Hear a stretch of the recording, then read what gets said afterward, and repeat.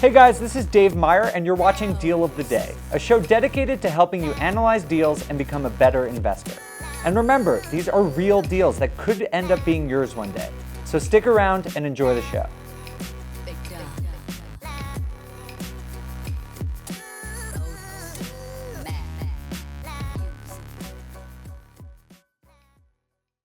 My name is Anson Young, and I am taking over the Deal of the Day today from Dave.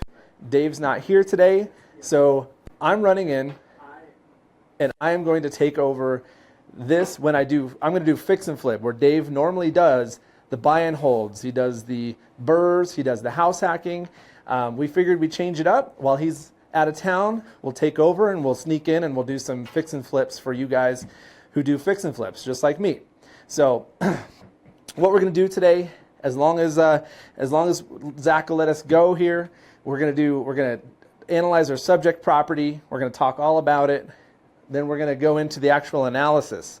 We're going to talk about 2 different ways to do repairs, how to analyze it. We're going to do a few different ways to analyze the actual financing piece, which is very important when you go to analyze your deals. If you have one financing method, then this might not matter. But you might have a few different options, and we're going to see how each one of those affects our numbers. And then finally, we're going to do ARV, we're going to do live comps, we're going to go straight on MLS, and we're going to check out comps on this deal. And then at the end, is it a deal or is it not? Is it a waste of our time? Or are we doing all this for nothing, or are we not? So let's start off with our subject property. Really quick, Anson. Yeah. Can you tell everyone to give us a thumbs up if they can hear us, if they Yeah. can see us, if everything's good? Yeah, now that we're up and running and the sound's on, can everybody hear us? Everything's good? You can see my non-Dave pretty face.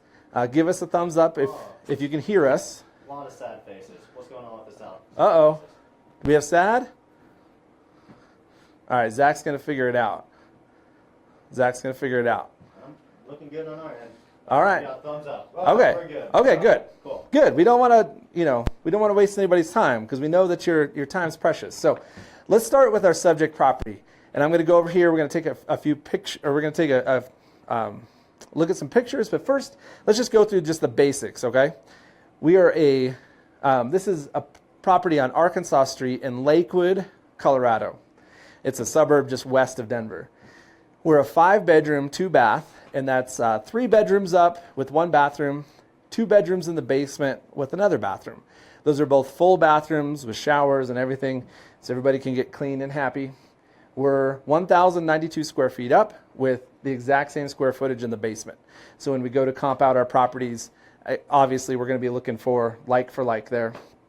Built in 1955, so it's a little bit older. For Denver, that's about kind of the halfway point. Our oldest properties are like 1890s, 1880s if you're really lucky, all the way up to obviously new builds. So this is kind of somewhere in the middle. 1-car garage that's attached, and it's brick, which is important when you go to analyze your comps. Are you looking at brick versus frame, brick versus brick? Obviously we're looking for like right here, okay? So this is our subject property. Let's go take a look at some pictures over here. All right. So we got some pictures. It's a beauty. Thankfully, nothing too crazy going on with this property. Nothing like structural, nothing insane. Just we got our full brick. Nothing crazy. The roof was pretty bad. Looking at the outside, we're gonna go here.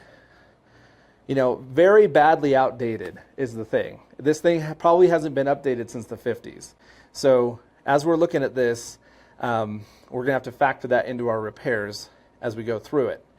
So here we are, badly outdated bathrooms.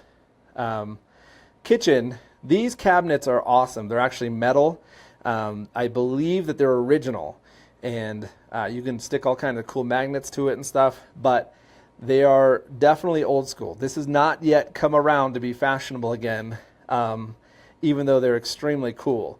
So Kitchen is not in bad shape. This property is actually livable as is. You know, somebody, you could actually probably move in a tenant, you know, and as long as they don't like, you know, fully updated granite and everything, I'm pretty sure that you could command a pretty decent rent for this property in this market, which is nice. So again, living room, here we have some old carpet. Again, nothing crazy. It's not like there's mold, and it's not a meth house. It's nothing crazy.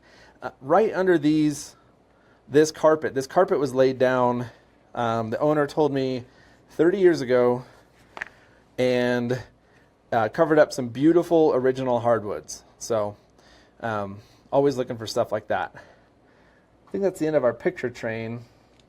Nothing too exciting. It's not like it's a crazy hoarder house, nothing like that. So okay, that's our house. That's our property. Now, when you get a property like this and you're looking at it and you're analyzing it, obviously you're going to want to start getting into some repairs, and how you're going to analyze those repairs. Obviously, it's part of any analysis equation that you're getting yourself into, right? If you don't know what's going to take to fix up, how do you know what your budget is? How do you know, you might know what it's worth and what the purchase price is, but there's a lot of numbers in the middle there that you're missing. So what I'm going to do is I'm going to go back over to the board, Zach, and we're going to go through this here real quick. All right. So there's the two basic ways that we're going to talk about today. And again, just like the final analysis, one is great for just shooting from the hip. I just need a number, I just need a number quick. I'm not going to put a ton of analysis into it. This is the per square foot method. And this is where you take the square footage of the property and then you multiply it by a multiplier to get kind of a ballpark budget. This isn't my favorite way to do it, but you know what? A lot of investors actually use this, and especially wholesalers. It's a decent way to get that kind of just ballpark number. And so how it works is this. What they say out there in BiggerPockets land is like $10 a square foot for kind of light rehab. And then, up to about $20 a square foot for, let's just say a medium level rehab. And then it can just only go up from there, maybe 25 or 30. I've seen this where it's like $8, $15, $20. Everybody does it differently. I actually when I did the math on this, I don't usually use this, but when I did the math on this, I was kind of actually surprised because I do have the second breakdown method. So I know what it costs, but when we're kind of going in for this, this is what we get. So I'm going to take my square footage. So 1092 plus 1092 is 2184. And I'm going to then multiply it by, this is kind of a medium level rehab. This is like the roof needs to be done, the windows, obviously updating throughout the whole thing. And it turns out that the furnace wasn't good either. And so we were looking at a furnace replacement as well. So you got kind of big systems, furnace, windows, you got the roof, which is a big one, obviously. And it turns out later there was also a sewer line. So that we didn't know about when we first looked at it. So I chose $20 a square foot for me. And this equals the 2184, your square footage times $20 a square foot, came up with $43,000. That is a decent ballpark number. Now this changes market by market. You might be down in Georgia or Chattanooga or somewhere where your actual material costs and your labor costs are way different than here in Denver. This is Denver numbers. I can get to about $13 a square foot if I'm just multiplying it by the top. I don't know. It gets weird, which is why I don't like this. It's not accurate enough for my tastes at all. But again, a lot of people just, when they're doing a hip shot analysis, and I'll show you that this actually isn't too far off. What I do in real life, however, looks a bit more like, and I'll show you with the BP calculator here in a minute, but it looks a little more like this, where everything is broken down. every single thing that you can think of is actually broken down by price. And so a lot of new people go, well, how the heck do you get a price breakdown without being a general contractor or having 10 years in the business, that kind of stuff? And those are great questions.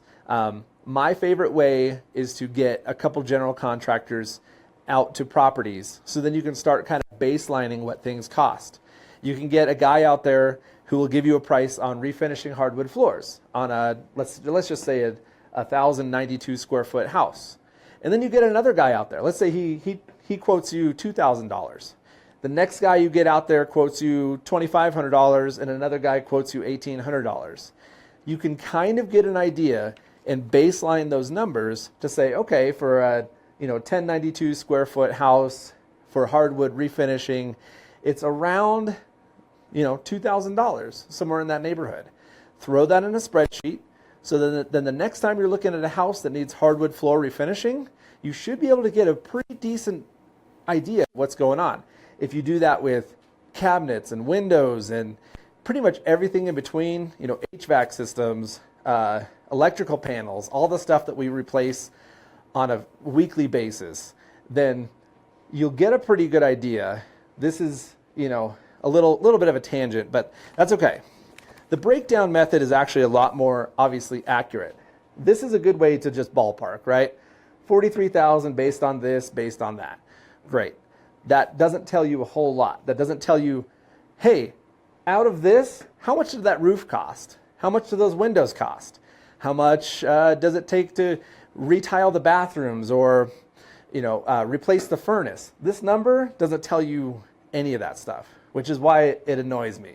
Because I'd like to know what all those things are. Plus, this doesn't factor in, what if I need a sewer line replaced? What if there's structural work? You could obviously go to the higher multipliers and start going crazy. But again, this breakdown method right here is a much better way to do that. So for simplicity's sake, as we're going through all this stuff, the breakdown method, which I'll show you in the calculator here in a few minutes, told me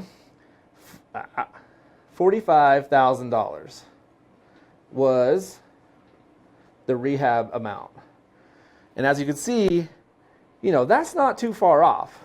But I mean, you change a few things, or if something goes wrong and you're just basing off of this number, then you are sunk. Because if you're tight at this number and it ends up to be this or higher, you could be in trouble. Plus, no lender I know is going to lend to you without a breakdown of your budget. And so you might as well get in the habit early of breaking it down, because otherwise it's going to get crazy. So comment if you have any questions, please. Zach is here to help me to, reach out and touch me, so that if you have any questions, let me know, and we'll get to those as we go along. But so we have our subject property. Here's our repairs. We walked through the property with a repair sheet. We noted, okay, the roof, the exterior painting, okay, septic, we got demolition, sheetrock, plumbing, all these things, electrical, HVAC, cabinets and countertops. And this number could just as easily just come from a GC that you trust and So as we plug this in, it doesn't have to be all Anson out there at the property. It could be general contractors out there doing their thing. Hey, all right. Shout out to Travis Thomas for sharing this video. Thank you, Travis Thomas.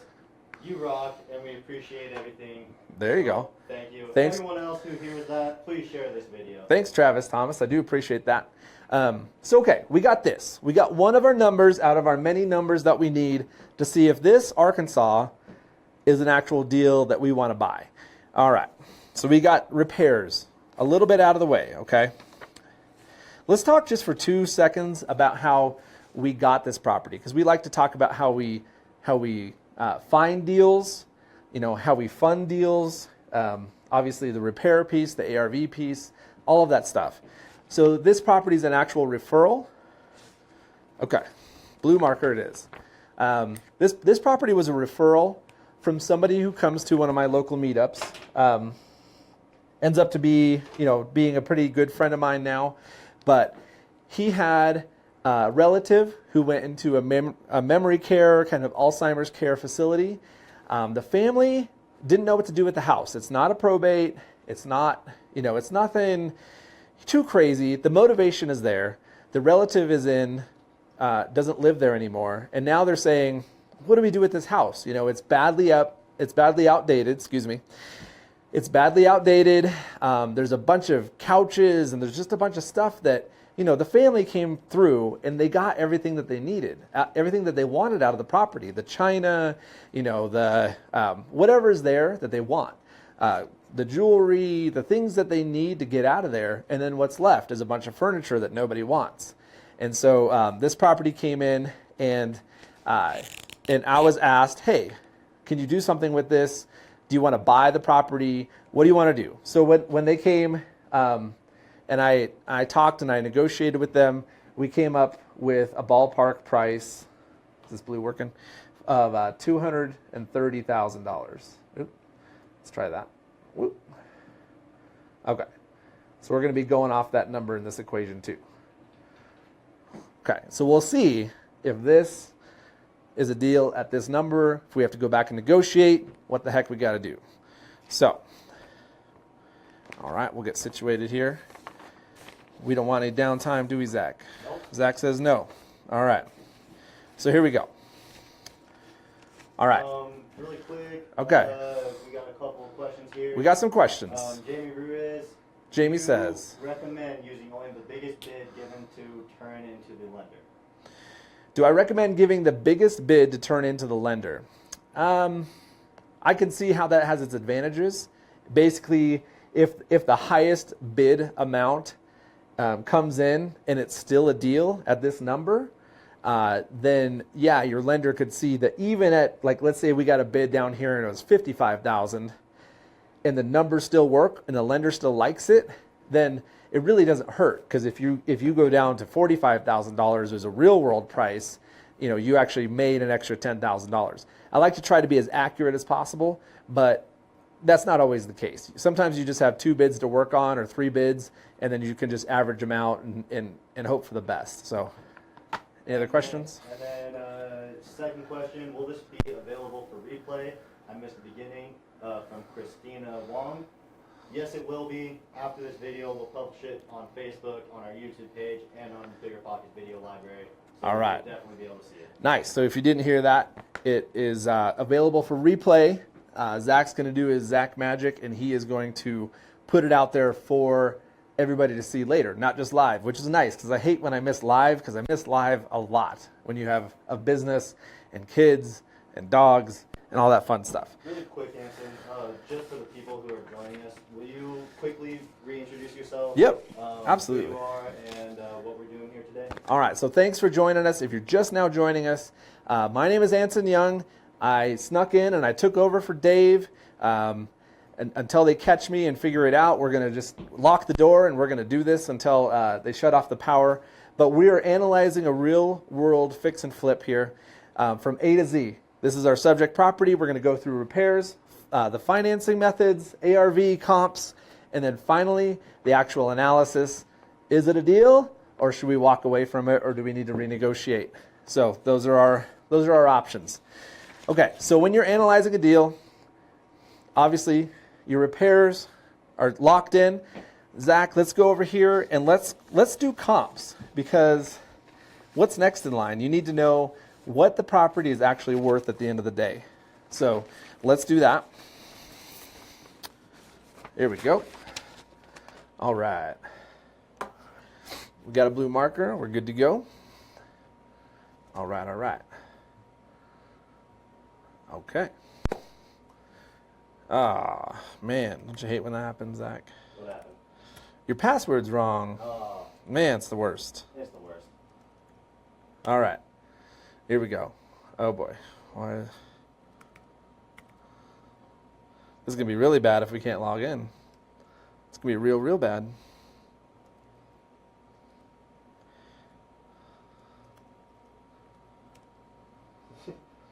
Should have tried that beforehand, eh? Patrick Rivera wants to know what's the password. What is the password? Patrick, it is Favre, actually. amazingly. It's just your last name. All right. All right. We are not going to add that to here. Okay, so I'm going through MLS. You may not have access to MLS, and for that, I'm very sorry. But I still feel like it's the best data available, and therefore it's the number one resource that I go to. I am licensed, so that's helpful. If you have an agent friend or if you have access to MLS by some nefarious means, that's perfect. If you just use other online sources like Zillow or Redfin, it's not the end of the world. I do prefer Redfin over Zillow or Trulia, but the data is good. The more direct access you have to the data, the better off you are.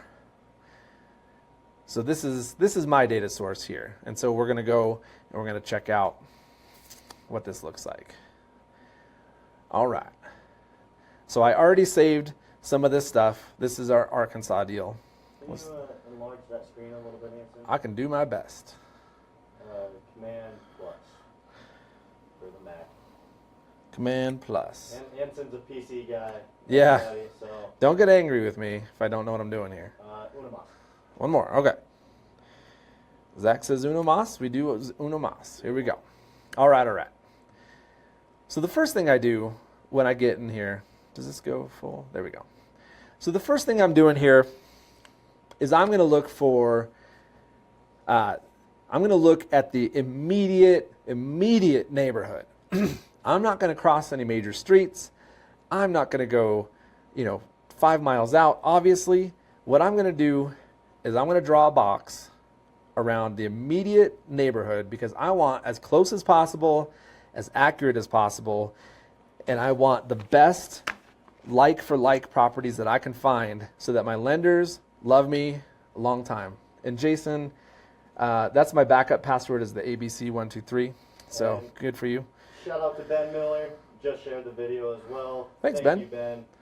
Thank you, Ben. All right, Cameron, this is, Dave not here. Dave, this tool is MLS. So I'm just showing it for just being the most direct, accurate, and accurate data. So if you're in Denver and you have the MLS, this is what it looks like. So for me, okay, so my property is on Arkansas Street, which is this street right here. What we're going to do is we're going to look for the closest possible, houses here that we can look at that are just like my subject property. If you miss the subject property, it is a brick ranch, 5-bedroom, 2-bath, 1,092 square feet up, 1,092 square feet in the basement, built in 1955, 1-car garage, and again, it's brick. This whole neighborhood's brick, which is nice. So we're not looking at like a lot of crazy properties. And we're going to zoom in just a little bit. We could spend all day on comps, right? So our property is like right here. Obviously, any of these is within half mile or closer. Obviously, these are way close. So I like these two, and I'll tell you why here in a second. And maybe even this one. And we'll come in and we'll take a look at them. So these are our guys right here, right? So as you can see in this neighborhood, today is Thursday. So what happens in Denver is a lot of agents put their property on the market on Wednesday or Thursday. This market is so crazy hot with 1 month of inventory that they are gone by Sunday. By Sunday or Monday, this inventory, there'll be no active properties. And so when I look at this, I see 2 active properties, 2 under contract properties, and then the rest are all sold. And they're all sold in the last 6 months, which is very important when you're looking up comps, of course. You don't want something from 2 years ago. All right, so the ones I selected are all 3 sold properties, which is obviously very important. So I'm looking to see what a 5-bedroom, 2-bath. Oh, Nathaniel says it's Wednesday. Thank you. It's been a long week, dude. I'm telling you. All right. We also have one quick question. One quick question. From where is it? Oh, maybe she deleted it. All right, she deleted her question. No worries. All right, so I'm going to look at these 3. Let's see what we got. All right. So it's looking like, just kind of this general overview. I mean, it's looking like the lowest sold properties in the area. These are all ranches, by the way. I didn't pull any 2-stories or any weird floor plans, so I'm going for like for like. You know, the lowest sold properties in this area are, you know, 286,000 on the MLS, right? This is a non-MLS deal, so it's not going to show up on here. So I already know that I'm in a pretty decent ballpark. If we're talking numbers at 230, and there's nothing that touches it on MLS for $50,000, I might have a screaming deal, or I might have a pile of junk. Just depends on what we figure out. So I like these. I'm not shooting the moon up here with these crazy properties. I'm going to start right here on Gray Street, and we're just going to take a quick look at it. We're going to see that it's a brick ranch, 1-car garage, excuse me, with 4 bedrooms and 2 bathrooms. So I have 1 more bedroom, which is good for me. Let's see how fixed up it is. Let's see what my competition is and how well they fixed it up. Okay, we just kind of scroll through. Looks like older tile, kitchen, maybe new cabinets or painted. Anson, yeah. What are the parameters the last 6 months? Within how many year built? Within how many square feet? Only retail numbers used? Those are good questions. So the question was like, what are the variables on the comps? Like how far in each direction do you go? So with square footage, I go plus or minus about 200 square feet. If it's a pretty uniform neighborhood in Denver or in one of the suburbs, I'm pretty much guaranteed to hit, you know, the exact same floor plan, like 2 doors down that sold 3 months ago. And so that's the nice part. If you're in an area where properties are just all over the board and they are, you know, one's a 600 square foot house and then the one next door is like a 4,000 square foot house, you know, you're going to have a little bit more difficult of a time comping these out. So square footage, I go plus or minus 200 square feet and then go out from there if I'm not finding what I need. For obviously for date sold, I only go back 6 months. For bedroom, bathroom, I like to go within one either way. So if it's a 5-bedroom, I'm looking at 4 bedrooms, absolutely. 6 bedrooms, I'm not too excited about. So we kind of go from there. But same with bathrooms. There's a big difference between like a 3-bath house that has a master bathroom upstairs and a hall bathroom versus just a hall bathroom. You know, that has a whole different feel to a buyer. And then age is like plus or minus 10 years. Thankfully, all of these properties were built all at the same time, right in the middle of the 50s. So they might be like 1953 to 1957, but we're not talking about like brand new builds in this neighborhood. Really quick, I'm sorry. One more question from Spiro. I'm going to butcher this. Anagnostakos. Okay. Okay. You mentioned that the 2 bedrooms and 1,000+ square feet were in the basement. Does that count towards the total bedrooms and square feet when looking at comps? It does, because I really want to get some comps that have, you know, the same up and down square foot as possible. Obviously, it doesn't happen every time, but if we're looking at this one right here, just this one, we're talking about the same exact square footage. 1092 up, 1092 down. Mine is 1092 up, 1092 down. This is the same exact house, like 1 street over.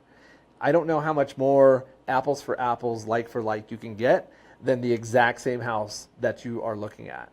And it depends, you know, again, I'll hammer it to death, but in your area, it may not be this uniform.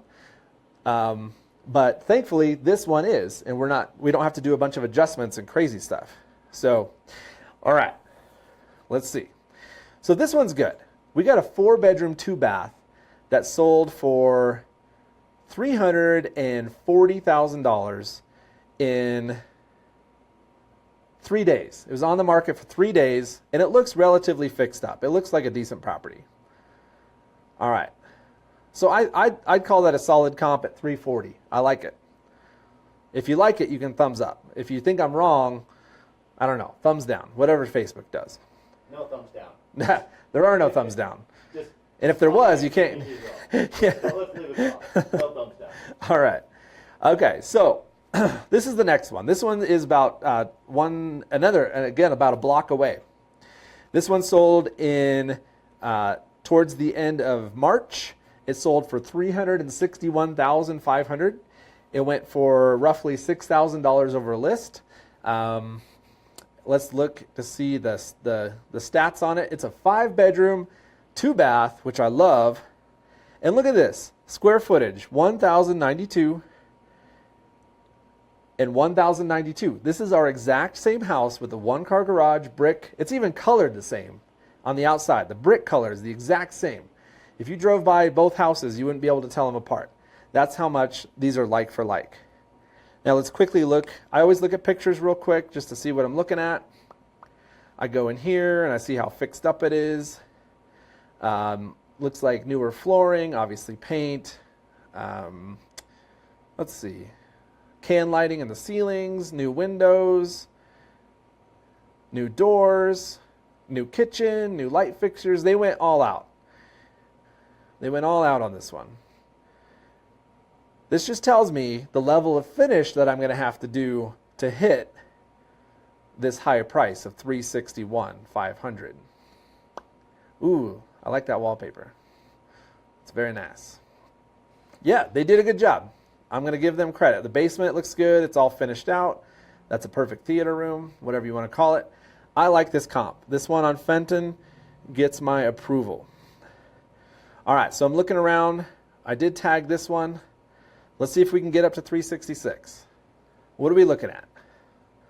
All right, so this was listed for 350, and they got 366. That's $16,000 over list if you can do basic math like I can, barely. This one sold in 4 days. No, yeah, 5 days, which is perfect. 5 days. We like to see that as flippers. We're looking at a 4-bedroom, 2-bath house. So that they have one less bedroom than I do. And the square footage, of course, 1,043 up and 1,043 down. So this is a tiny bit smaller, tiny bit. Not enough to get crazy, but tiny bit. 1-car garage, built the same exact year as I am. Knowing this neighborhood pretty intimately, there's 2 different ranch plans, and this is the other one. The property before this was the exact same one. This one is just a little bit laid out differently with the kitchen. And let's take a quick look at the inside. Let's see what we got here. So newer windows, the floor's refinished, can lighting. This is a perfect, either highly updated property or an actual flip. Sometimes it's hard to tell. Some people update their property so well it looks like a flip. But this one looks a little lived in. They may have updated it, 5 or 7 years ago with the cabinets there. Yeah, I think somebody lives here with the actual photos. No flippers I know paint the bathroom blue. If you do, make a comment, I guess. But okay, so I like it. I like it a lot. So we got these 3. We got...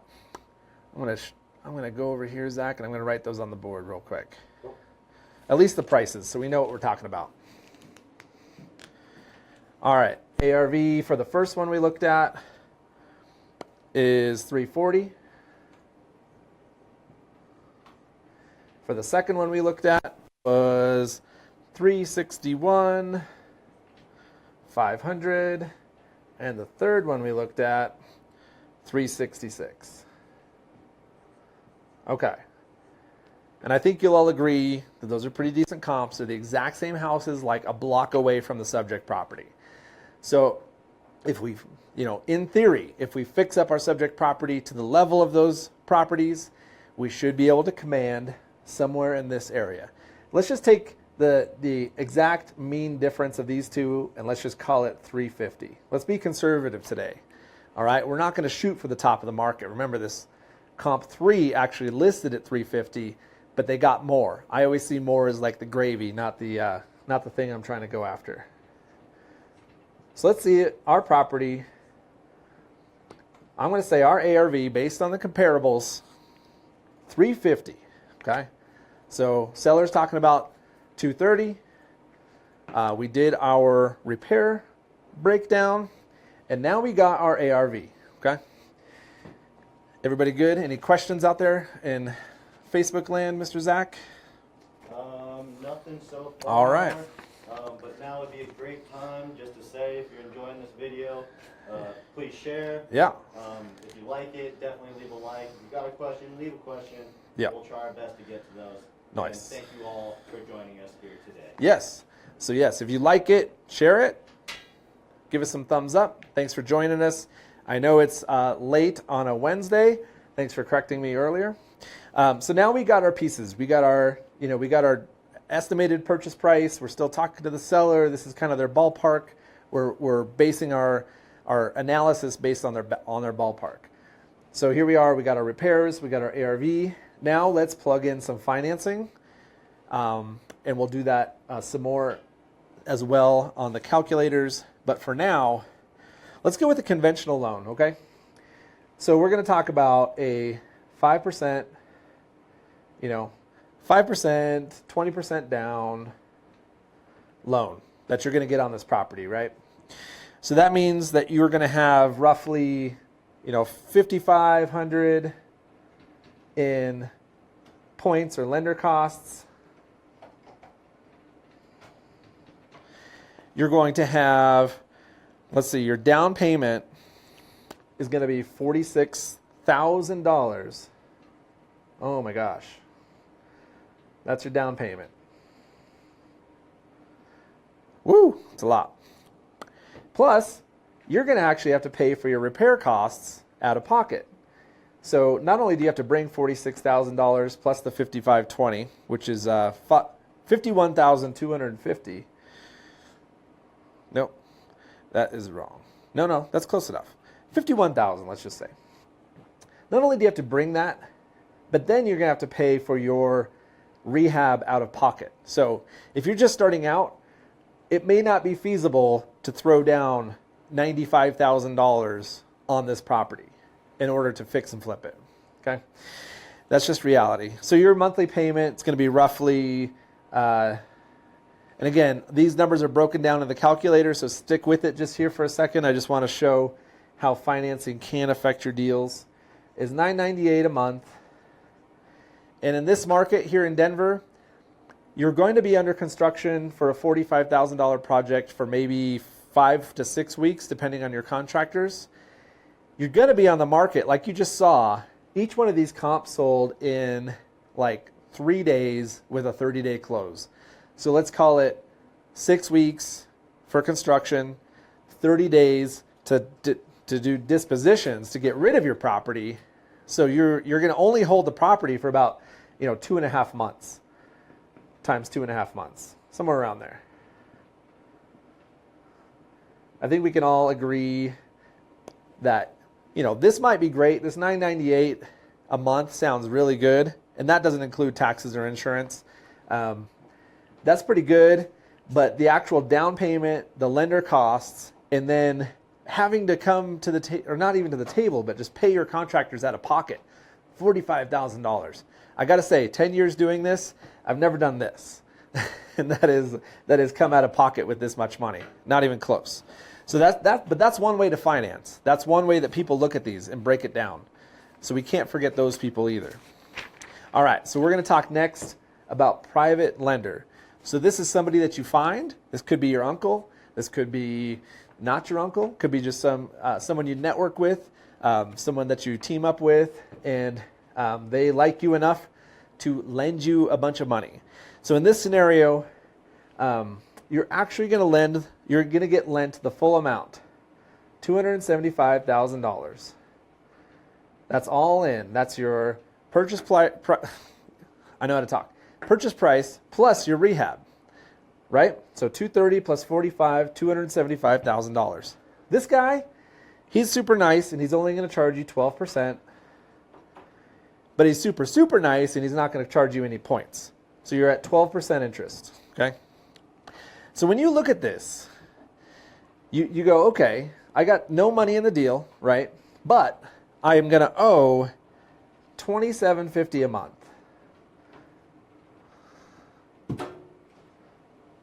per month. So when you look at these two numbers, you're, this is brutal, right? $27.50 a month. Well, for me, it makes a lot more sense than having to put $95,000 out of pocket, and then, having to jump through all this stuff just to be able to pay, less than half a month. In this scenario, I have no money in the deal, and here I am at $27.50 a month. So that's what that looks like. Again, in the actual breakdown here in the Fix It Flip calculator, I'm going to show you how all this looks and how it affects your maximum allowable offer. And then, of course, cash. You're just going to write a check for $235,000 plus your rehab. So let's just call it $275,000. And that's going to be full out of pocket. There's no monthly payment except for your taxes and your insurance. But other than that, thanks, Zach. It's all light now. I'm sure the people enjoy that too. Until I move over there and they're going to be like, I can't see your face. All right. So these three financing scenarios. Okay, now we got all our numbers. Would everyone agree? We got our repair numbers. We got our ballpark number from the seller. This could be just the contract price. I'm just going to call it the ballpark price, because if we have to go back and negotiate, we'll do that. Our repair costs, kind of a good idea of what our financing situation looks like, our ARV, and then now we're going to get into final analysis. And I think we're going to do that. Let's see. Actually, let's start off with the 70% rule, because it's a lot like this per square footage, and it leaves out a lot of numbers. But, all right, can we see over here, Zach? We're good? Yep. Okay. It's a nice wide angle lens there.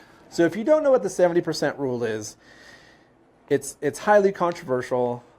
Some people hate it. Some people, run an entire business based off of it, or a variant thereof. So 70% rule says your ARV, your after repair value, times 70%. Do I want to write it out? I think we will. ARV times 70% minus repairs equals your MAO, which is your maximum allowable offer. That means if your MAO is above this number, you're good. If your MAO is actually below this, let's say your maximum allowable offer is $200,000 and the seller wants $230,000, at that point you know that you're pretty far off based on this exact equation. But it's got a lot of problems, and you'll see why. So this magical 70%, 7:46 here, Denver time. We're live, so things go wrong. Thanks for sticking with us.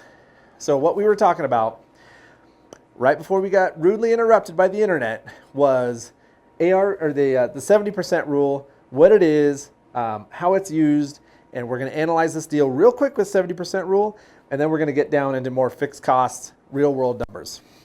So ARV times 70% minus repairs. What is that 70%? It's like this arbitrary number that somebody threw out and said that extra 30% should account for, your selling costs, your holding costs, your desired profit. Pretty much all these numbers lumped into this arbitrary, just amoeba number. And again, if you were here at the beginning and you saw me use the per square foot method for analyzing repairs, it's very similar. It's just this big, broad catch-all that's supposed to catch all your expenses. Pretty much, selling, when you go to sell and you have to pay the realtor, it's in that 30% somewhere. The amount of profit that you get, it's in that 30% somewhere. So let's analyze it. In hotter markets, higher priced markets, it has a lot of problems. And this is kind of why. So our ARV, 350. Sorry if you can't read this, my handwriting's terrible. Times 70%. Oh boy, let's try that. 70% minus the $45,000 in repairs equals a big fat $200,000. All right, here's the deal. If you bring me a true 70% rule deal in this market in Denver, I will lock it up immediately, and I'll hand you a suitcase to where you can go on a nice vacation in Tahiti for a few weeks, because that is a just amazing, just a destroyer of a deal, right? Obviously, that's way under what the seller wants for the property, right? So in this scenario, we're about $30,000 off from the seller, right? The 70% rule says we can only pay $200,000. Can you do a quick review of what was said initially when it came back online? Yeah, so when Surprisingly, everybody that was live before is back. Is back. With us. We're all back. Yeah, so thanks for coming back. I really do appreciate that. You could have just gone to bed, but here we are, late night analysis. So what I was saying was, we're going to take all of our numbers. We're going to take our repairs, our ARV, and we are going to plug it into the 70% rule, and we're going to see what we get, right? And in a market like Denver, the 70% rule just doesn't work. If you're finding deals consistently that's screaming good, then good for you, right? I run a local meetup group that is BiggerPockets. We advertise on BiggerPockets. We do a lot of networking. And I don't know anybody who's bringing in 70% deals consistently. You might luck into one once a year or two a year, let's just say. But nobody's really nailing them consistently. Now, what's more common here is about, for me, if I take a track record of the last 2 years, Denver's had some amazing appreciation, really low inventory. My deals look like 80 to 83% deals. And that's in my market, okay? It could be different for yours.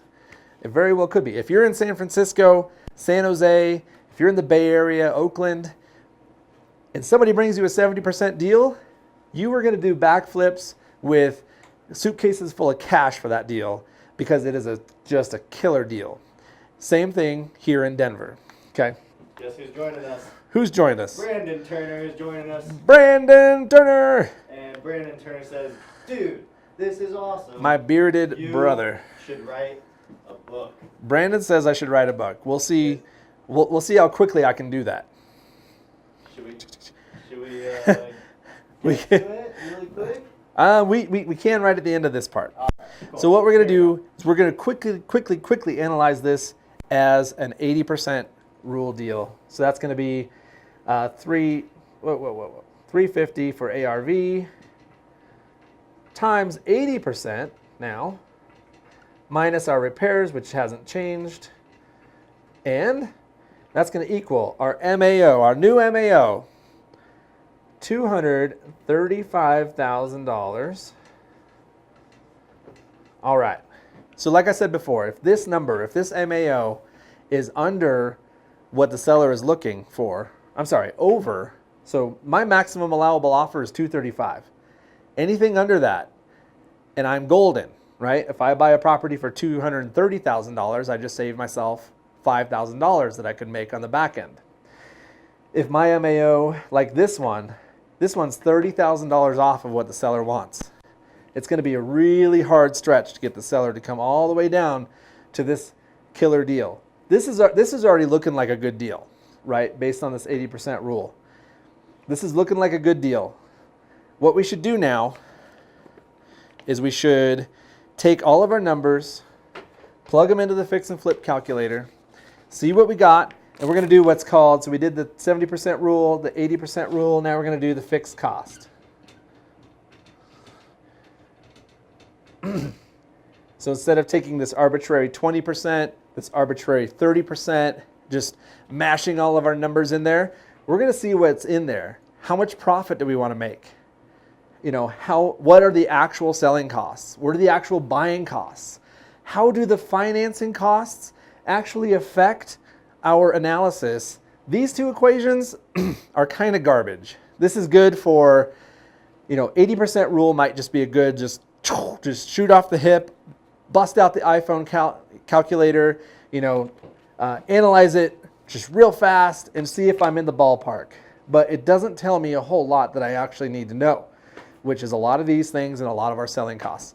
So Zach, let's go back to the computer, and we're going to finish this bad boy out.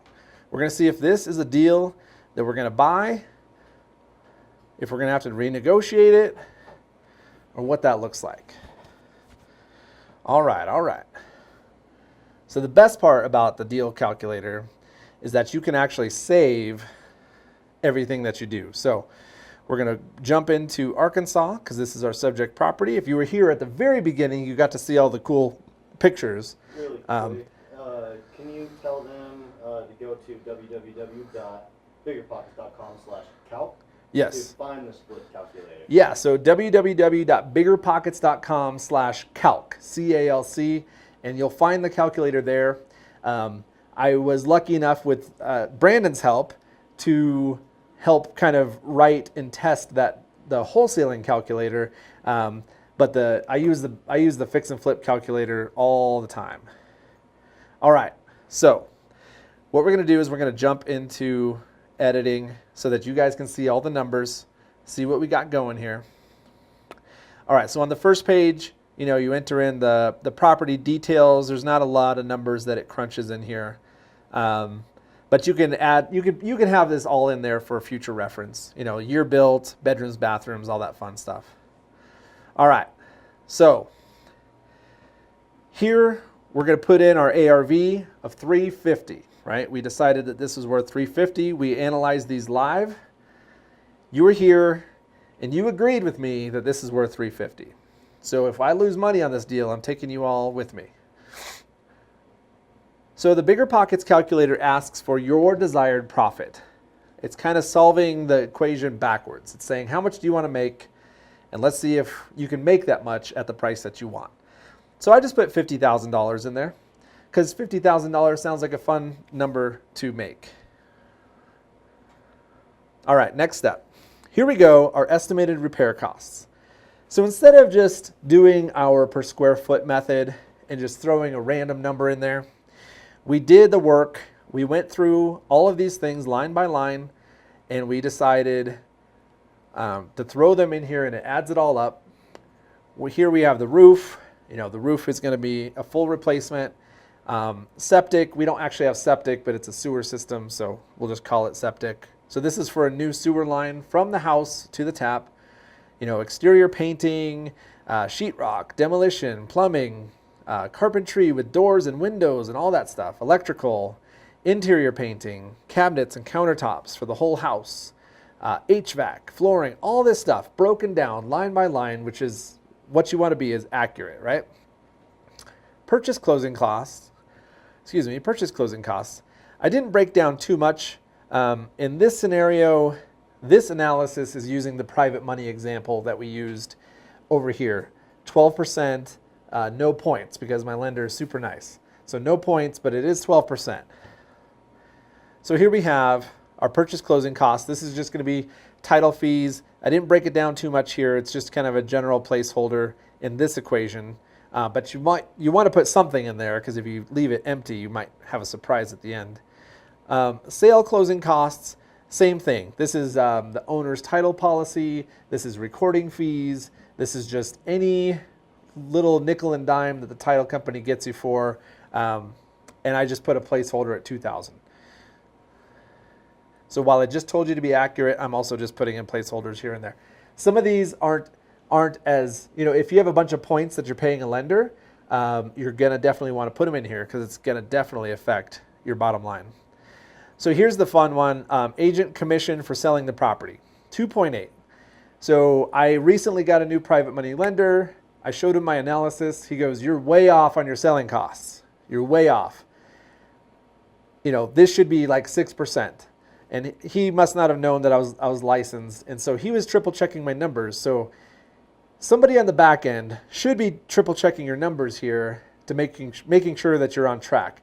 When I did tell him that I'm licensed and my numbers actually make sense because I'm only paying 2.8 to the person who's bringing me a buyer. I'm not generally paying myself to sell my own property. I definitely could, but in this case, I'm just going to put 2.8. Monthly holding costs. This is where the financing comes into play. We just analyzed our financing on the board. we said that for private money loan at 12%, we are at $2,750 a month. That's our monthly payment just for our loan. Add in taxes, electricity, water, insurance for me is right around this number. It's kind of brutal, but better than not being insured. And then the number of days to take to rehab to sell. We did touch on this earlier if you've been with us the whole time. Here in Denver, this property would take about 6 weeks to repair and then literally be on the market for like 3 days. I'll have 5 offers in hand and then we'll be under contract, and then 30 days later we'll close.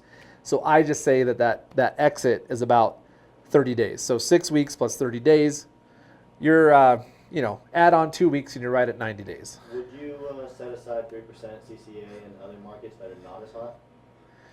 Yeah, for sure. I mean, you would definitely want to fudge those numbers.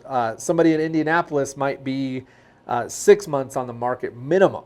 And so this deal is going to look a lot different if your holding costs are twice what mine are. You definitely want to put in that variance based on your local market. And if you don't know what your local market is doing for days on market, how quick properties are selling, how much over list price that properties are getting, all that kind of stuff, find somebody, network with somebody in your local area, whether BiggerPockets or Meetup, grab them and have them teach you the ways of the market, because those things are important when you go to analyze. So 90 days, somebody might ask like, well, what happens if like 2 contracts fall through? Now you're sitting at 4 months. Can you still do this deal? And this is why, you want to look at these numbers on a broad thing. Like if you're like barely break even, obviously it's not a great deal. If you can hold it for like 4 years at your brutal private money costs and it's still a deal, well, then you're good to go. But in this case, you're going to see, here we are, Arkansas, 5-bedroom, 2-bath, this brick beauty, ARV is $350. My desired profit that I plugged in was $50,000. This makes my MAO, my maximum allowable offer, $232,338. And of course, my rehab budget right here of $45,000. This breaks down the purchase costs, the rehab costs, the holding costs, which includes my lending right here. So I'm going to pay $9,612 to my lender in this scenario. My selling costs, here's my ARV. Here is my amount that I'm going to pay for one agent, remember. And this is my desired profit amount. And obviously all my rehab costs are over here all broken down nice and pretty. So this tells me that at $232,000, I'm going to make $50,000 on this property. And this is nice enough to tell you just that exact scenario. What happens if you have to hold it for, I think this goes up to 9 months, yeah? 270 days. What happens if you have to hold it for a long time? Worst case scenario, are you still going to make money? And this says, if I hold it for 270 days, then I guess, then I'm still going to make $30,000 if I have to hold it for, twice the amount of time that I would normally, 3 times the amount of time actually. So that's where this calculator comes in, and it's super handy. This is telling me that, the seller wants $230,000. If I want to make $20,000, obviously, I'm going to make way more than that. But I plugged in the number $50,000, and I'm still under that. With the seller wants $230,000, and this tells me that with private money financing, I'm going to make $50,000. Okay. So that said, let's look at those 2 other financing types, and we'll call it a night. We'll answer some questions, but I just want to show you how financing can definitely affect how this runs down. So we're going to go back, my previous reports, and I think right here, this is pretty decent. This actually tells you, just on its face, here's Arkansas with private money, here's Arkansas with that same conventional loan that we went through at 5%, 20% down. You had a 3% lender lender costs. And this is what this deal looks like, okay? And it's going to look different because there's definitely less amount of money per month that you're giving to your lender. But at the same time, the first scenario, I had $0 out of pocket. I had zero money out of pocket, and I was making $50,000. In this scenario, we added up, it's about $90,000 in your rehab costs that are out of pocket, plus your down payment, plus your lender points. So that's a big difference. Can you zoom in just a little bit on that page? I'm going to zoom in a little bit on this page. One more. One more, he says. We do what he says. All right. Perfect. Here we go. Same numbers. ARV is the same. The profit amount's the same. The rehab budget, of course, is the same. Why would we change it? This is telling me that I can actually pay a little bit more for this property if I have a conventional loan. Right? This is saying $234,000 is the minimum amount that I can pay the seller for this property in order to make that $50,000, right? But, of course, there's the downsides. You have an appraisal. You have the $95,000 out of pocket in order to, rehab this deal, close on it, and get to the closing table. But you might put out $90,000 or $95,000 and make $50,000 on the back end. Get all your money back plus $50,000. That's a pretty good return at the end of the day. But again, I just want to show you how financing can definitely mess with your numbers. And let's go to one more. This is the Brandon method of financing deals, or so I'm told. Cash deal. Here we go. Obviously, this is the full amount plus the rehab funds paid in cash. So it's all money out of pocket, no financing costs.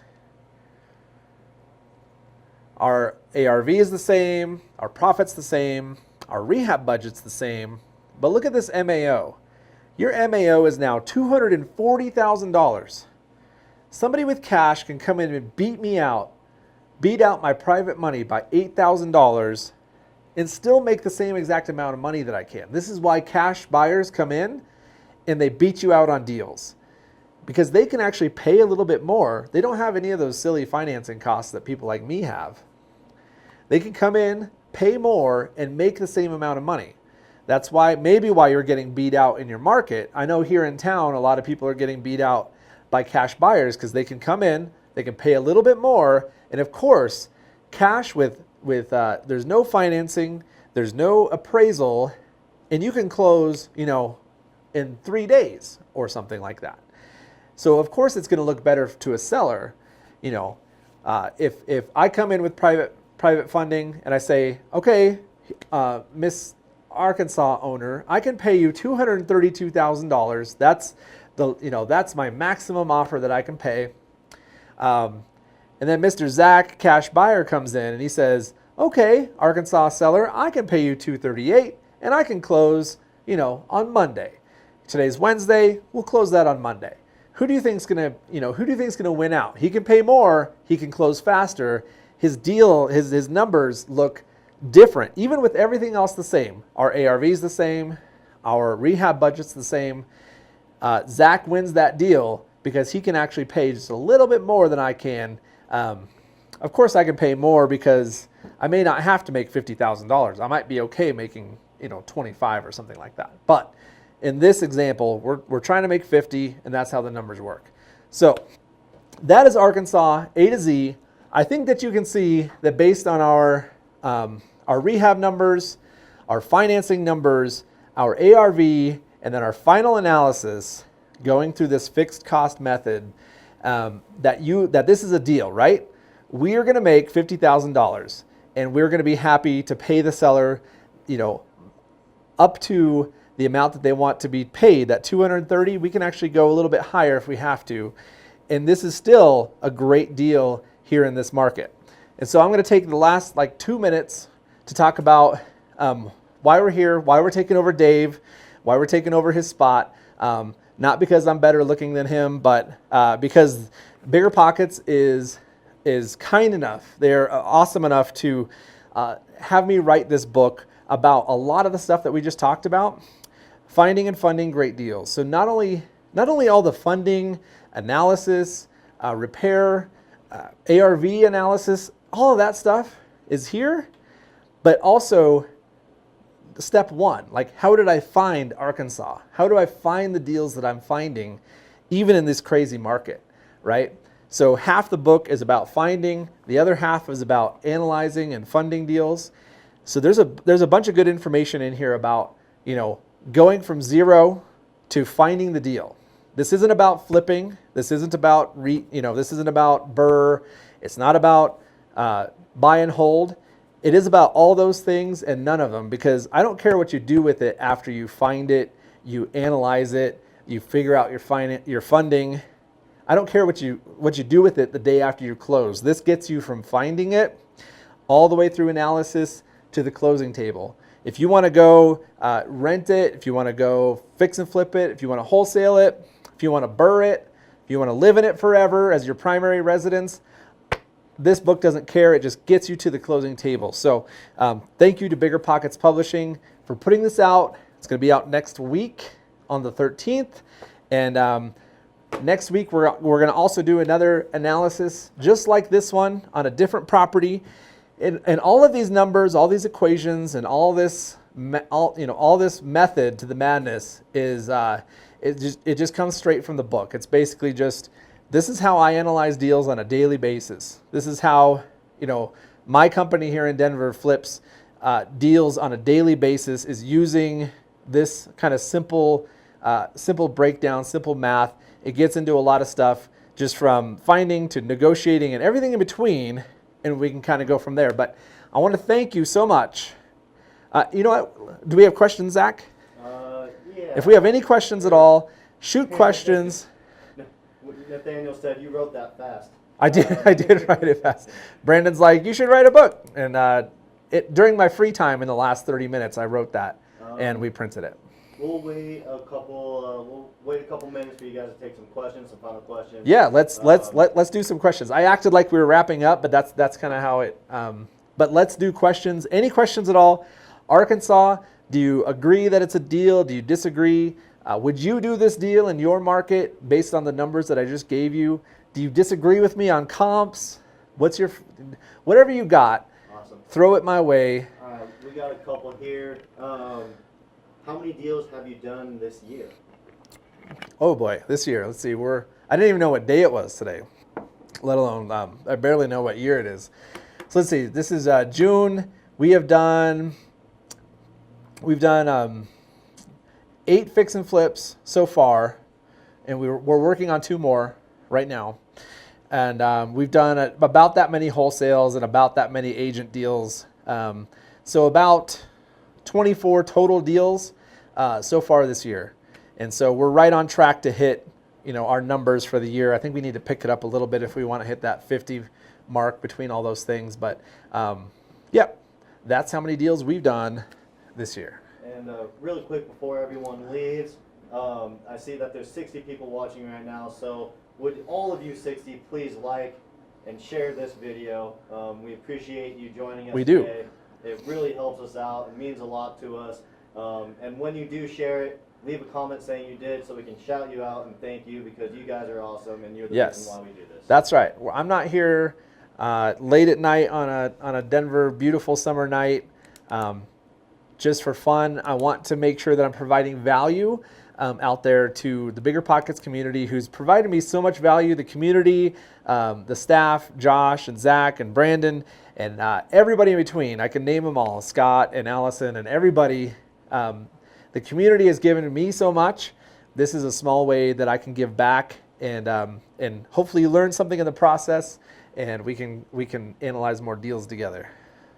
Awesome. We got any more questions? Comments? Comments? Thank you, Stephanie, for watching. George M. What is your preferred acquisition method? My preferred Lately? Yeah.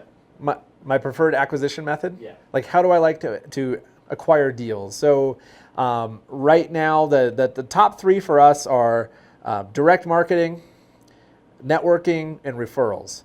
And so this deal, Arkansas, that we just broke down A to Z, was a referral. This was somebody who came to me, knows what I do, They know that I fix and flip properties. They know that I help sellers out of crazy situations. And they said, would you like the first crack at this house? I know that it's exactly what you do. I think that you could help us. And so that's where this came from. Networking is huge. And direct mail marketing and direct to seller marketing is probably number one right now. But those other two are pretty close. The longer you're kind of in business and the more people that know what you do, you're going to get more people coming out of the woodwork to hand you deals. And that might sound crazy if you're new, but anybody who's been doing this for 5 to 10 years knows that things just pop up out of nowhere when you're consistently providing value and doing good work. So awesome. Hopefully that helps. We're getting a ton of questions now. Anson, how much time do you got? I got all the time. Cool. We're here till midnight, so bring it on. Be careful what you say because yeah. All right. They're gonna hold me to it. Sherry wants to know, where can we get your book, Finding and Funding Great Deals, on the 13th. I believe you'll be able to purchase them through Amazon. Yep. The bookstore. Yep. You'll definitely know where to get it in the next coming days. Yeah. Next week. So Sherry, stay tuned. We'll definitely get that information to you. Yeah, and if you they put together like a package like they do for a lot of their books, and there's going to be a lot of extras if you buy it through the bookstore on BiggerPockets.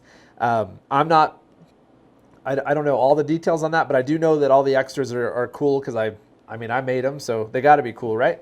But there's some cool analysis videos in there. There's some some door knocking. There's a door knocking mini book. There's just all kinds of checklists and stuff. And then there's an actual direct mail guide on I think it's called the 7 Deadly Sins of Direct Mail, basically what not to do. So I've learned a lot of what not to do in 10 years. So hopefully you can learn from me there. Let's see. Do contact all the properties yourself. Good question. So you frequent any websites searching properties? Do you contract all the work at the properties, and do you negotiate the contract? Okay, so that first question, basically, what's the web resource for? Yes. What are the websites you use the most for searching properties? Oh, okay, for searching or researching or just searching? Okay, so searching for properties online. I've been doing this since 2005. So I've gone through the crash and the REO days and the short sale days all the way up till today. These days, for actual websites, I'm not using any websites to find deals. Like it used to be the REO auction sites. It used to be just MLS. You could throw a dart at a map and hit a deal. You could hit a foreclosure, or you can hit something. To the point where we could do virtual deals just sitting at our desk. I could do deals in Phoenix. Just sitting at my desk and looking on Phoenix MLS. That's how many deals there were.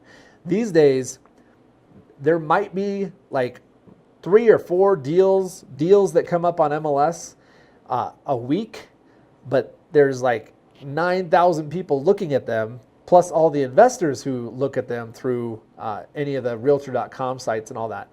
So the amount of competition for deals that are actually listed on MLS or on a website is so big that to me it's not even worth my time to go after them. And that's in this market today in Denver. It's probably been about 3 years since I've done an MLS deal.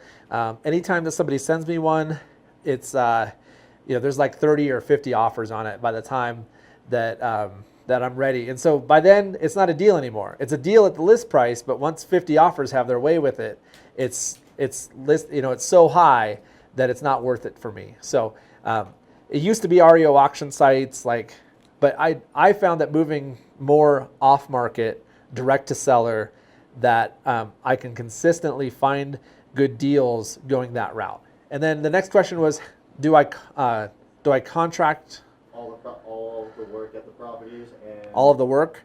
Yeah. So I do have a couple crews of basically workers, and I kind of GC or project manage the people at these sites, and obviously hire out all the subcontractor work. I'm not the guy there swinging a hammer. You definitely don't want this guy anywhere near the hammer or the paintbrush, because it'll take me 3 times longer. It'll be way more expensive for you. So that's all contracted out. in this market today, if you look back at the 4 flipping boxes that Jay Scott had, one of them is acquisitions, and one of them is rehab, one of them is disposition, selling the property, one of them is financing, right? Funding. I find like 90% of my time is spent on acquisition.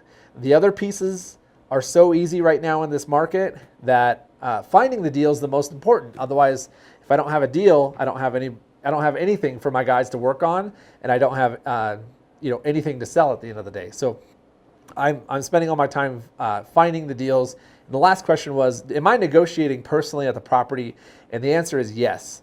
I know fix and flippers who have big teams, and they hire a lot of this stuff out. They have their acquisitions guy go out, negotiate with the sellers directly, and they just sit in their office and collect checks. That's definitely a way to do it. There's not a lot of people in high-end markets who are doing that. I know a lot of people in like wholesale type markets where you can buy, $30,000 properties that they can just send out their acquisitions manager, lock up a deal, and call it a day. In this market today, it's so hot, and sellers know exactly what they're sitting on right now. That by taking over that negotiation process and having my thumbprint on it is how I'm getting deals and how I'm beating out my competition, is because right now I'm the best at negotiating in my company. I'm the guy. And so if I'm not out there putting in the legwork to do it, I'm finding that balls are getting dropped and that things aren't just happening. If somebody sends out their acquisitions manager who doesn't have much skin in the game, they don't have, the company isn't named after them, and they're just out there for their paycheck, they're not going to do as good of a job as somebody like me, who I have full vesting in my company. My company has my name on it. So I want to make sure that I'm providing, that full experience, and that I'm out there myself negotiating with these sellers in order to get these deals. So that's where we're at on that. Sorry it took so long to answer that. Nathaniel, Dean Martin, thank you for being active in the comments, and thank you for sharing. We definitely appreciate it. And everyone else, if you enjoyed this video, if you got value out of it, please share. Click that little share button right there in your little screen right there, and go ahead and do that. Share this wealth of knowledge with all your friends. This stuff is pretty amazing and pretty invaluable, so thank you for doing that. Let's do a couple more questions here because I'm hungry. We got gotta go. Let's see. Is the book available on audiobooks? Yes, it will be. If I finish those final 3 chapters tomorrow, which I will. But yes, it will be on audio, ebook, and obviously the physical book. I always buy a physical book and then listen to the audio because I like having a bookshelf full of cool books. So I'm weird that way. And let's see, Stephanie, thank you for joining. Cameron, thank you for sharing. Thank you. Let's see, Jason Miles, what main factors do you look at when determining an ARV? Main factors I'm definitely looking at. I'm obviously looking at comps. That's number one. I don't think you could do much without comps.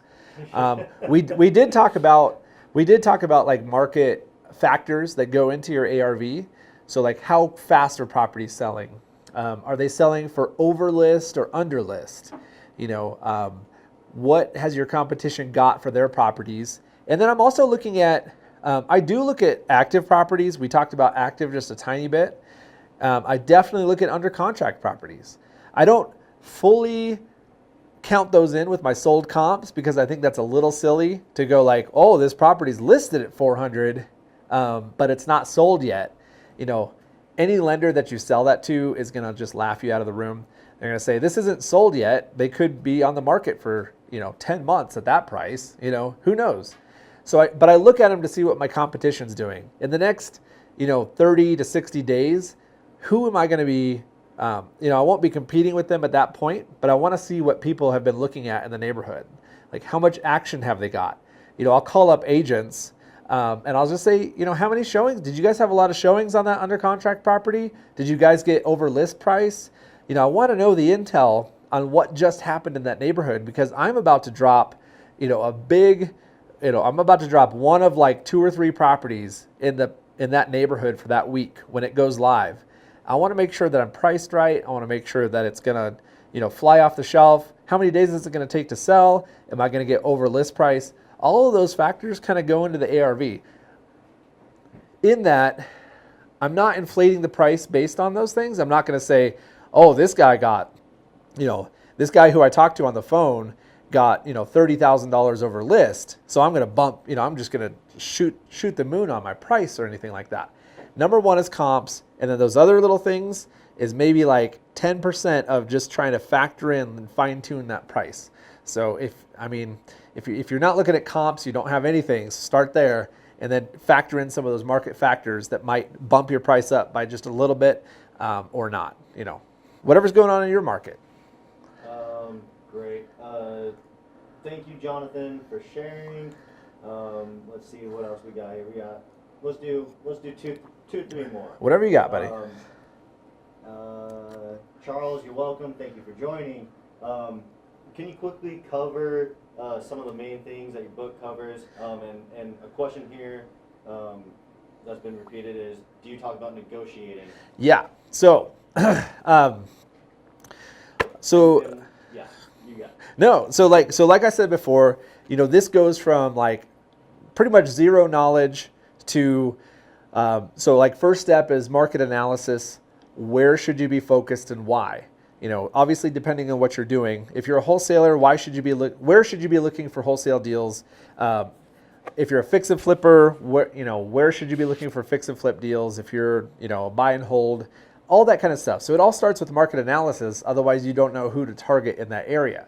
The second part goes into basically, so you've chosen your targets, and your areas. You're going to go in, and then how do you market to them? What are the different ways to market?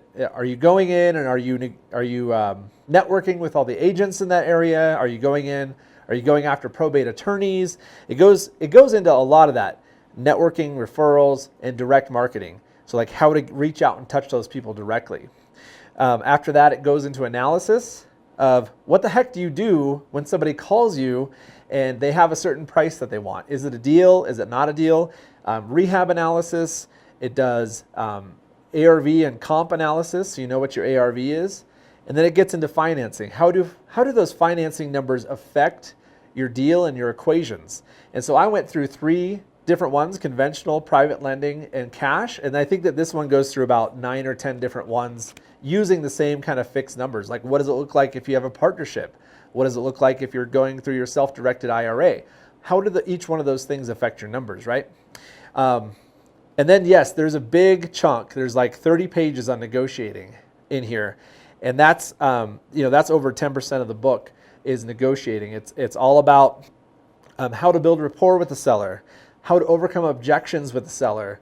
The seller might say this. What do you say when they say that? It goes into how to negotiate with somebody who's doing a short sale, or how to negotiate with somebody who's doing a bankruptcy or probate, or basically all those little situations that you'll run into in the private market. If you do off-market marketing, that there's 1,000 different scenarios out there, and every month I run into something I've never run into before. And so there's a lot to cover there. And then it goes from there to, now you've negotiated a price, right? We've analyzed it, we found the area, we reached out and touched them, we got it, we got them to agree to a number. Now what? Locking it up with contracts, then getting it to the closing table. That's the last piece. The second to last piece is getting it to the closing table. So you've gone all the way from market analysis to the closing table and everything in between. How to close the deal, and then how to repeat the deal. How do you make this into a sustainable business? How do you repeat this over and over and over again so that you're not just a flash in the pan, one deal a year investor? How do you go from zero to doing deals on a consistent basis? And the last chapter is all about systems and basically repeating that deal, how to invest your marketing dollars back into the company so that you're constantly growing like a snowball being pushed down the hill. It's a baby at first and you feel like you're not getting anywhere. pretty soon people are bringing you deals. Pretty soon people are coming out of the woodwork, and pretty soon your marketing is dominating your area because you've reinvested into your own business, and then now you have an actual business that you're proud of. Like I said, this isn't like just a fix and flip book, and it's not just a wholesaling book. It's not a BRRRR book, and it's not a buy and hold book. It's all of those things before you get to that strategy. It's going from zero to the closing table. If you want to use this book and then close on it and burn the property down, I don't care. Like, this book just gets you there to where you can go burn down a good deal. Like, that part doesn't matter. If it's all those things in one, it's just getting you from zero to the closing table. So that's hopefully that answers that question. But there's a ton of negotiating, because I feel like if you can market and you can analyze all day long, but if you can't negotiate, sit down with the seller, meet with them on their terms, whether it's price, terms, or something in between, then you got nothing really, right? If you can't negotiate the deal and get it locked up, with a contract, what do you have? You pretty much have nothing. So that's a huge part of why I wanted to include that much negotiation into this book, is because it's so important when you go down and you meet with a seller, whether it's an REO agent, a probate attorney, or just somebody who just wants to sell their house and move out of town next week.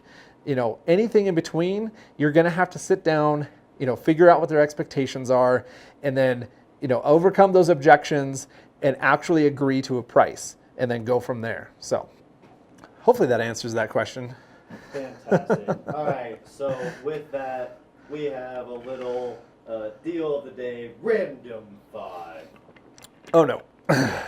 Okay, and these are all fantastic questions presented by Rosalind Rogers. So thank you, Rosalind. All right, first one.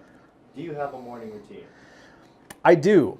I have a morning routine. The better question is, do I follow it on a regular basis? And so the first answer is yes. I definitely have a morning routine.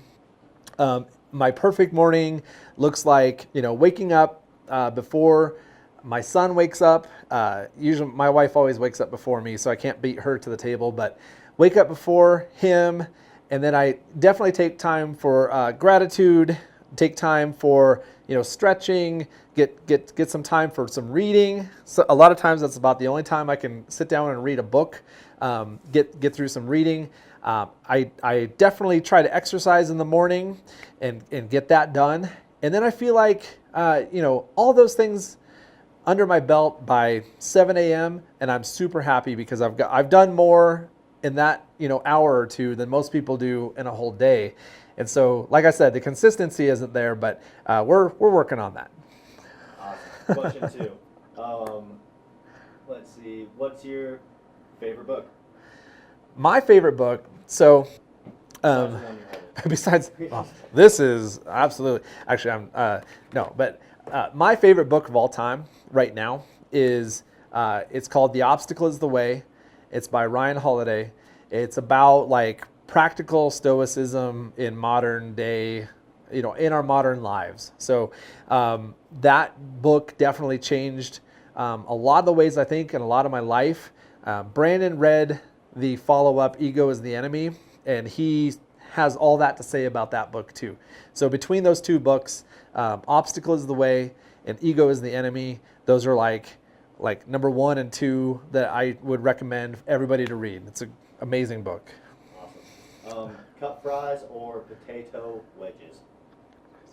Let's go with cut fries. Cut fries it is.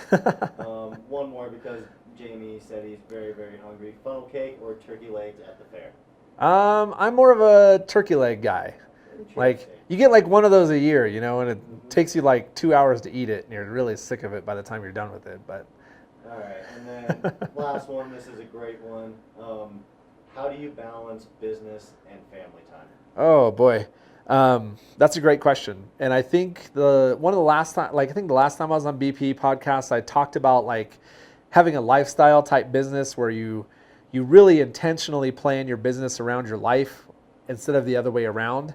And again, it's not always perfect, but I wanted to be the dad and the husband who's there all the time. I want to be there to pick up my kid from school. I want to be there for all the plays and all the jujitsu classes. I want to be the guy who's always there. And I want to, I volunteer every week in my kid's classroom, and I'm the only dad, I think, in the whole school who actually goes every week to volunteer. And that I think sends a pretty good message to not only my kid, but the other kids that are there, that, it's okay for dads to be involved. And, some people want to grind to eat, and they want to work, 100 hours a week. And I never want to be that guy. Like, I want to be comfortable. I want to build a business that I'm proud of, but at the same time, I also want to be there for my family. And like last week, we had a family emergency, and I was able to step away and take care of things as to the best of my ability without things falling apart and without me being a slave to my business. Because at the end of the day, I never want to be a slave to what I built, And so without that ability to step away, you're basically just an employee. You created yourself a job. And so I, from the beginning, wanted to intentionally just create space to where I go, this is work time and this is not work time. And during not work time, I try to put devices away, and I try to be there 100% for my family because that's just as important. I could make $1 billion a year and be always on my phone or be always at work or working 100 hours a week, but what's the point? So for me, with a young child, I want to make sure that I'm always there. So that was a huge part of building this whole thing, was creating that space. Awesome, fantastic answer. So one last time, everybody, that's a wrap for today. Please share this video. It really helps us to continue to do this stuff. And we love doing it and providing this value for you guys. Absolutely. So thank you all for watching. And please share this video. And with that, Anson, you can close it out. Yeah. Thanks for taking, oh my gosh, dude. Yeah. It's supposed to be about 40 minutes, but here we are. The longest live we've ever done. Yeah. So which is a good thing. It was great. Yeah. So an hour and 35 minutes, you guys joined us for this entire thing. I'm so grateful to have you guys ask amazing questions and go through this whole process. Some people have never seen it from A to Z, and some people have seen this 100 times in their own business. So whether you're no matter where you're at in the spectrum, thanks for joining us. Thank you to BiggerPockets, because without them, a lot of my business wouldn't even exist. Just from the knowledge that I've gained and the amount of stuff that I've taken in, I want to take that and give back. And so with the book being a small piece of that, I just want to give back and make sure that everybody out there knows that that this place is important, and that there's a lot of investors out there like me who are so grateful for just the ability to be here with you guys and to answer your questions and to give back in that way. So thanks for joining us, and we will see you next time. Enjoy the rest of your holiday week.